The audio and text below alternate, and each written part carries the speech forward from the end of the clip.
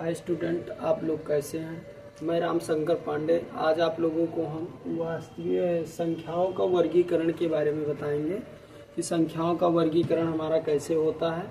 ठीक है, तो संख्याओं का वर्गीकरण जो हमारा होता है वो दो प्रकार का होता है। कौन कौन सा?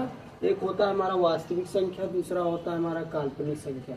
देखो, वास्तविक संख्या हमारा क्या है? वह संख्याएं जो संख्या रेखा पर दर्शाई जाती हैं, दर्शाई जा सकती हो। ठीक है, यानी कि वह संख्याएं जो संख्या रेखा पर क्या की जा सकती हो, दर्शाई जा सकती हो। जैसे कि एक हमने संख्या रेखा ले ली, ठीक है, बीच में हमारा 0 होता है, फिर इसके इधर हम प्लस में चलते हैं, इसके इधर मतलब इस संख्या रेखा पर हम क्या करें, कोई भी संख्याओं को प्रदर्शित कर सकें। ठीक है, वो हमारी क्या होगी, वास्तविक संख्या होगी। ठीक, फिर अगला हमारा आता है काल्पनिक संख्या।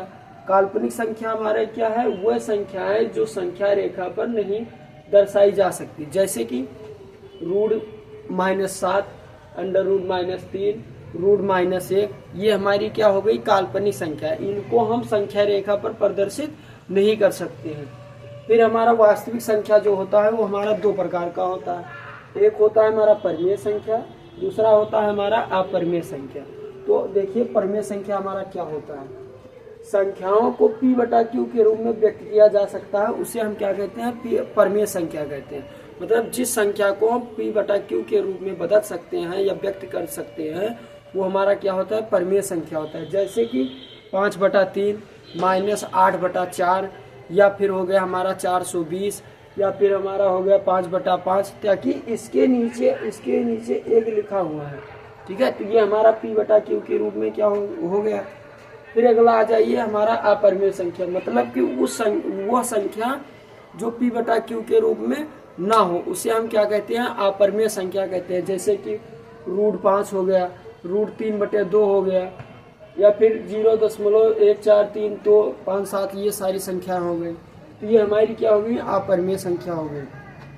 फिर इसके आगे हम चलते हैं। अब देखिए, हमारा परिमेय संख्या जो होता है वो 3 प्रकार का होता है। एक होता है हमारा पूर्णांक, दूसरा होता है हमारा भिन्न, तीसरा होता है हमारा दशमलव संख्या। तो देखो, पूर्णांक जो होता है वो भी हमारा 2 प्रकार का होता है। एक होता है ऋणात्मक, एक होता है हमारा पूर्ण संख्या। ठीक है, अब आ जाइए हम भिन्न पे। भिन्न वो संख्या होती है जैसे कि 7/9, 2/5, तो ये हमारा क्या है, भिन्न है। फिर आ जाइए दशमलव संख्या क्या होती है। दशमलव देखिए 3 प्रकार की होती है, शांत दशमलव, अशांत दशमलव, और फिर हमारा होता है अशांत अनावर्ती दशमलव। यानी कि शांत दशमलव जैसे 0.5, ये हमारा हो गया शांत दशमलव। फिर 0.333, यानी कि दशमलव के बाद में क्या हो, संख्याएं आती रहे, उसकी मतलब वो कहीं ना कहीं से कटे ना। ठीक है, फिर हमारा अशांत अनावर्ती दशमलव जैसे √2 हो गया हमारा। ठीक है, तो ये है हमारा अनावर्ती, जैसे कि 1.41, यानी कि √2 का जो मान होता है वो होता है 1.414। ठीक है, फिर अब हमारा जो है पूर्ण संख्या क्या है।